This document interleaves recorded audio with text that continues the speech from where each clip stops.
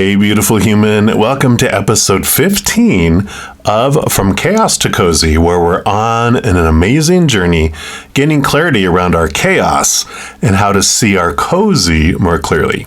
In the last episode, I talked about a few different energetic approaches that we can use as tools to bring the earth a little further away from the chaos and a little closer to the cozy. And in this episode, I'm going to touch on an amazing meditation practice that can help balance the energy of each moment.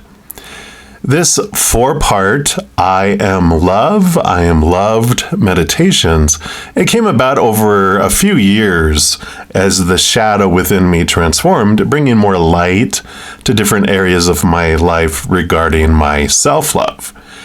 And as you go through this meditation, you can use some sort of like beaded mandala or even like your fingers to repeat each of the 4 stages of this meditation equally, depending on your preference. So you can do it 5 times, 10 times, 20 times, whatever. I use a 108 beaded mandala necklace that has the beads split out into 4 equal parts, 27 beads each, and there's like 4 big beads in between them to separate them out.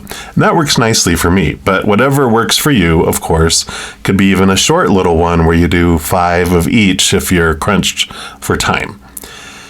So the meditation, it starts with probably one of the most important ahas that impacts our lives in one of the most impactful ways. Realizing that I, and by that I mean all of us, I am unconditionally loved.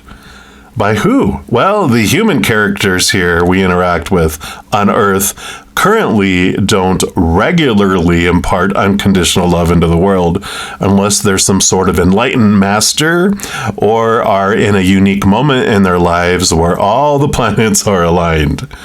You know, the humans practice conditional love that can be lost at any moment and quite often is removed when someone goes into fear because their inner child feels unsafe and out of control. We find this unconditional love for us from within, from the creator of all things, the mother and father, our creator, and the multitude of beings of unconditional love and light on the other side. And those include like our guardian angel, all our angels, our spirit guides, loved ones who have returned to the other side already, ancestors, fairies, unicorns, leprechauns, whatever you believe these beautiful beings to be. And it might take a moment for that to sink into our brain, that we are unconditionally loved, and even many more moments for it to sink into our heart where we believe it. It is pivotal because we make a choice whether to believe the heavens love us and that the love that they have for us, is it conditional or is it unconditional? If it's unconditional, then we leave behind beliefs that sacrifices need to be made to make us lovable by God, which is a core belief of some of the large organized religions of the world. I used to be a Christian, and I don't mean to attack or belittle any organized religion or spiritual belief. It really is how many of us learn about there being some sort of spiritual world or something beyond the physical human experience. So I do not mean to offend any organized religion with these statements of my truth. And I don't ask anyone to take on a belief of mine without checking into your own soul to see if it resonates with you. I really encourage everyone not to blindly follow any belief, or human for that matter, because when the blind lead the blind, we all end up in a ditch. Now, part of approaching this belief of unconditional love, for me, has been getting to know the Creator and the spirit world personally, which we will start to talk about a little bit in this episode, but more so in the next episode. But unconditional love is a hard truth to swallow at first, especially when you've been told for so long that there is punishment for failure in our human lives, and even spiritually, when some organized religions tell us we inherited some sort of punishment from our ancestors for them breaking some sort of rule. It doesn't seem fair, right? Seems almost a bit abusive when you imagine an all-knowing, creative being who must have known then that when they created these human characters, that they were not going to choose the choices of unconditional love, the choices of perfection, when God created them, with the natural instinct to survive that would take them out of their minds into fight or flight mode, where they would make stupid choices instead of intelligent, loving, compassionate ones. It's what can be known as setting someone up for failure. And then, when those humans fail, they're going to require a sacrifice to make things right, which starts off with sacrifices of harvest and animals, and in some cultures, human sacrifice. Ultimately, none of it is good enough, so the Creator comes down in the form of a man to sacrifice themselves once and for all. But now you kind of owe them, right? Accept my sacrifice, or when you die, you will be punished forever in a lake of fire and tormented because you aren't holy or perfect enough to be in my presence. But God is everywhere, aren't they? And how could such a loving being allow such eternal torture? So I had questions, and it didn't make sense to me, nor sit well with my heart and soul. It didn't feel like love, and God is love. God is unconditional love. It all kind of sounded more like some sort of abusive parent that would exist in our human world, not the heavenly. When you're looking at the Christian Bible, Christ's message was all about love, love, love. Thou shalt love the Lord thy God with all thy heart, and with all thy soul, and with all thy strength, and with all thy mind, and thy neighbor as thyself. You know, there's Luke 10:27, Mark 12:30 through 31, Matthew 22:37 to 40, Deuteronomy, even Old Testament, 6:5. And then there were scriptures in the Christian text about God not being of fear. For God hath not given us a spirit of fear, but of power and of love and of a sound mind. That's 2 Timothy 1:7, one of my favorites. So if it brings fear, that must not be of God, for God is love, not fear.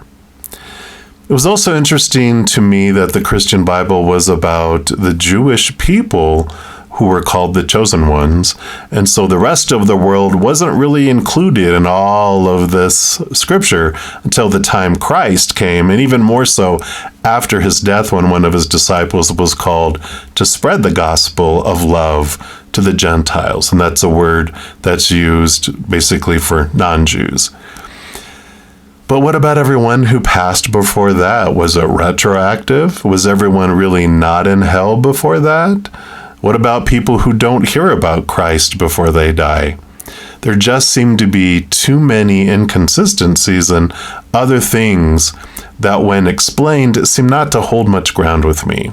And again, I'm not attacking, the Christian religion. I'm just sharing the questions and my approach that brought about this huge pivotal question in my life. Does God and the heavens love me conditionally or unconditionally? Unconditionally felt right in my soul. That made sense. That matched this amazing being that I had gotten to know personally through my journey from chaos to cozy. I believe that God loves us enough that if, and I feel it's a huge if there was a sacrifice that was required, they would come down in human form to sacrifice themselves. But I don't believe a sacrifice was required. I feel that the fear of humans created belief systems of sacrifice and unworthiness in order to feel safe and in control, which are reactions that humans trigger into when they're fearing, spawned by feelings of being unsafe and out of control in some way. I feel anything written down by man is going to most likely have some sort of tint of fear ego in it. Even in this podcast, I have made statements about not offending anyone's religion with an inner concern of offending others, being a catalyst for others choosing to be offended and feel uncomfortable because I am doubting a belief that might still be their belief. But I share all I do out of unconditional love so that others may find their cozy in their life. But that doesn't mean that is how others are going to accept it. And I have to be okay with that. Otherwise, I would remain silent as I watch others have chaos when they're wanting more cozy, and I have information on how that can come about.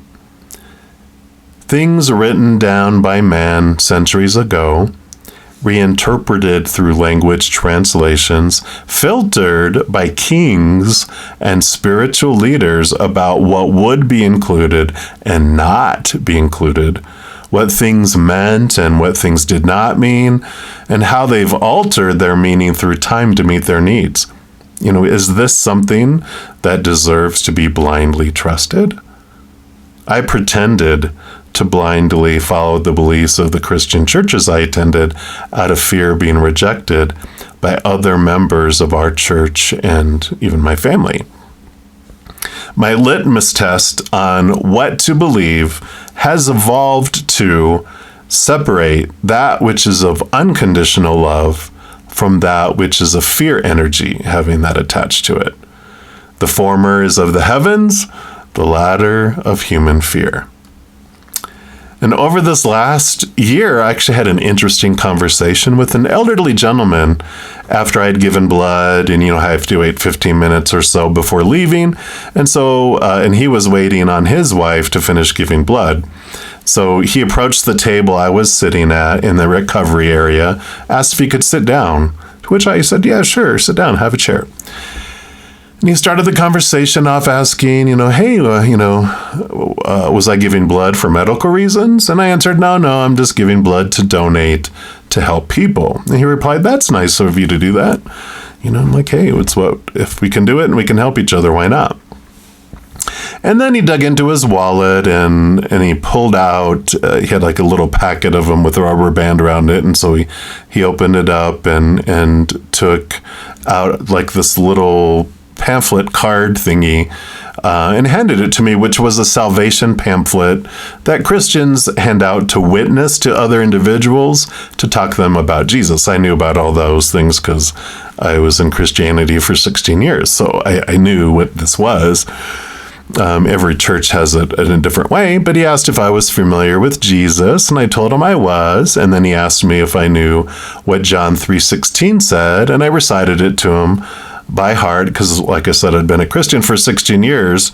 So for God so loved the world that he gave his only begotten son, that whoever believed in him would not perish, but have everlasting life. And he was kind of surprised, and he was like pleasantly surprised. And he asked me, are you a Christian? And I said, well, I used to be, to which of course that created concern. And he asked why I wasn't anymore. And I answered him honestly. I said, well, one of the songs that I loved when I was growing up not growing up, but because it was around 13, 14 years old when I first went into Christianity, was this song in the church that basically a lot of it was, they will know we are Christians by our love. And I told him in the several churches that I attended over those 16 years, and especially recently, I didn't see that Christ love in many people. If Christians are going to know by their love, I don't see a whole lot of them. And that took him aback a little bit, but I could see he was thinking about it. And he said, well, I have to agree with you, which was cool, And then he changed the subject to talk about, ever since they took prayer out of schools, they've gone downhill and, they're just horrible. And I told him, yeah, you know what? There's still prayer in schools. And he looked at me with curiosity, like, what? And I told him, well, every time a student takes a math test, there's prayer involved. And I got a little chuckle out of him, which was funny. And then I went on to say, I really feel like, is it prayer or is it, that children don't get the love at home, that they need and that they're looking for. And that's really what the problem of schools are, right? He thought about that too, and he was like, yeah, maybe you're right. And I didn't mention it to him, but, the reason prayer was taken out of schools was that the Catholics and the non-Catholics got into a big fight over which prayers were going to be said in school, because neither of them wanted to say the prayers of the other Christian religion the way they wanted them to. So it wasn't like secular people, the non-Christians, that wanted prayer taken out of school. It was the battle between Christians that made it end up, well, let's just remove it out then, since we can't decide which, prayers were going to be said, right? And of course, in the United States, we're supposed to be created upon religious freedom anyway. But he changed the subject another time after that. But this time he focused on, we went into politics. He talked about the political party that's opposite of who he was evidently dedicated to. And he was talking about how this other party was ruining our country. And he looked to me for a reply, and I told him, well, I'm an independent. I'm not a member of a specific political party. And that when I look at all sides, again, there were a lot of people who were not acting very loving. And when it came down to who I would vote for, it would be for individuals who were more about love. Like, my belief in the Creator. I look to see the actions of others, the words they speak. And I use that same litmus test of unconditional love or fear. If it's someone who's going to be spreading fear versus someone who's spreading more closer to love, then the decision is easy for me. And I don't think either of us was expecting to have such an interaction that day at a blood bank. But I felt the love of the Creator in my willingness to hear him and to share the answers to his questions. I wasn't trying to get him to believe anything. I was only sharing what was on my heart in response to his questions. Now, he did seem a bit relieved when his wife approached the table. He stood up, offered his hand for a handshake, and then was on his way. And it felt good to not be afraid or defensive, just to sit with another soul and share perspectives. I knew what I believed in my heart of hearts, and that each of our relationships with the Creator was our own. And really, if I were the Creator, I would hide a little piece of myself in every human being, so that in order for a human to fully know me, they would need to accept every person and get to know each of their hearts in order to know me. And maybe that's what they did. So sitting in a quiet place, feeling the unconditional love from above flowing down like a waterfall into our hearts, our soul, our body, every cell of our body, our mind, our lives. It's what we are all searching for. And this amazing feeling of being loved eternally, unconditionally, means it never ends. And of course, unconditionally meaning there's nothing we have to do to earn it, nothing we can do to lose it. It's ours forever. Ah, bliss. We're more than just this human character that we're playing here as well. We can get caught up in the human experience when we believe all we are is this human. But we are so much more than that, and are currently existing in the heavens as our higher self, and having other experiences besides just this human one on earth. We are very powerful beings, made in the image of the Creator, little mini-me's, right? We're not just a drop in the ocean, but all of the ocean in one drop. We're taught to be small, limited, powerless, unworthy. And that is all part of the experience here.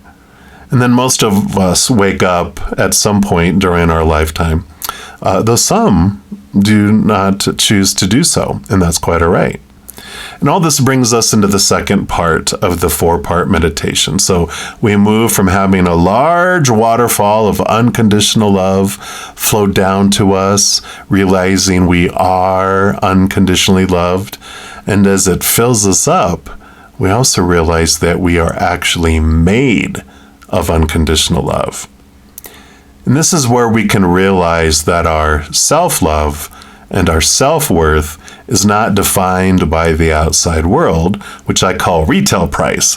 That's the value we think we are to other humans. But with that, we always, with retail price, we'll end up on some sort of clearance rack at some point. When we turn inward and upward to that unconditional love, we find the pricelessness of who we are. And as we sit and we allow this love to expand within us, repeating, I am unconditional love, we connect to our bigness. We contrast our small human to the unlimited, powerful being we really are. And in that contrast, we can get glimpses of our largeness by contrasting it to our smallness. If you've ever seen a picture of these huge trees and forests, and there's different types throughout the world, where at first you look at the picture and think, big deal, it's a tree. And then you focus your eyes and you go, wait a minute, you see a little itty bitty tiny person standing at the base of its trunk. And suddenly you realize, holy cow, that's a big honking tree. And that's what this can feel like as you experience the vastness of your being. And there's different things you can do to look at as you're thinking about, I'm made of unconditional love, I'm expansive. You can flat out into the universe or whatever you feel you want to do with that too. And we fill up with that unconditional love energy, and as it expands, where we feel enveloped in this love, and like a chalice, we feel full for the first time. Which then takes us into the third part of the meditation, where the unconditional love flows out to the world as we realize we unconditionally love the world. So we start saying that. And this can be a life-altering part of the meditation if we can take each time we say, I unconditionally love the world, picture someone who are human has a hard time even conditionally loving in the human world. For me, what works well is picturing whoever this person may be as a 2-year-old hurting child who's crying. Nothing has quite ripped my heart open, allowing compassion to flow out of it like seeing a young child crying and in fear. And after all, when a human of any age is acting unloving, uncaring, or stupid, it's usually because our inner child is feeling out of control and unsafe, so it's reverted into fight or flight mode that kicks out our intelligent, compassionate, loving side out of us to either fight like heck or run like heck till it feels safe again. We do revert to a little 2-year-old and its pet hissing cat who do things, whatever it may, it feels like it needs to in order to feel safe again and in control again, but without the experience of our adult brain. And of course, that means they don't do smart things. And that does explain a lot of the state of the world, eh? But it's what allows, mobs to do things they normally wouldn't do when they're riled up by fear into a frenzy. And so I picture this adult shrinking into a small 2-year-old crying child, and my heart opens up. I pick them up in my arms to hug them and hold them and let that unconditional love flow to them. And after doing that for a while, I eventually can imagine them growing up, little bit by bit, and me still hugging them, and eventually see them grow back into the adult and still crying, holding on to me tightly as I let that unconditional love flow to them. Now that might take, weeks. I might wait to do that step for weeks until it feels sincere, watching them grow up and still giving them that love, right? Imagine doing that 27 times, because my mandala, right? 27 times, I am unconditionally loved. I unconditionally love the world, right? Over 27 times, imagining that as I do with my mandala. And yes, sometimes for me, it's the same person over and over again, especially if it's some, quote, evil character in the human world whose actions are triggering reactions within me of fear. And it helps balance that energy that I do allow myself to flow through. I try not to suppress it. If I feel something rise, I allow myself to feel it, but then I also come back to this meditation that helps me transform it. And that allows me to come back to a place of peace with this meditation. And that gives me the space to allow myself to look at the fear root source of those triggers, where I can look at them more from kind of like a third person point of view. And then that waterfall of unconditional love, it's flowing down from the heavens into our being, filling us up, flowing out to the world. And then suddenly we're hit with a return wave of unconditional love as we realize that the world is also made of unconditional love, just like us, and that the world loves us unconditionally as well. The human characters may not show it, and that's okay. The higher self, the actor behind every one of these human characters, does love us unconditionally, even when it isn't communicated through word or action in the physical world. It's really a beautiful cycle of energy falling from the skies into us, filling us up, overflowing to the world, flowing back to us, and then we can return it back toward the heavens, aimed at the beings of unconditional love and light, and then it returns back to us and starts the cycle over again. Kind of like the, ocean water that turns into vapor, rises to the sky to form clouds to gather over land, where they turn back into liquid as rain or snow or sleet or whatever, falling to the ground, forming puddles, and then streams, then rivers, making their way back to the ocean. And the more we connect to that cozy energy, the more our self-love expands, and the more cozy energy we bring into this realm, it also directly impacts our own life as we become more and more familiar with our higher selves and the unconditional love that is both our essence and the essence of the Creator. Our higher self is the conduit through which we connect to the Creator and the large posse of support of beings of unconditional love and light on the other side. So it is truly an important step on our journey from chaos to cozy.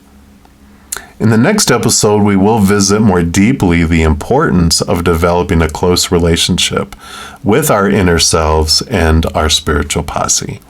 But until next time, remember, every second of every moment of our lives that we truly are eternally and unconditionally loved by the Mother and the Father of all things, our Creator.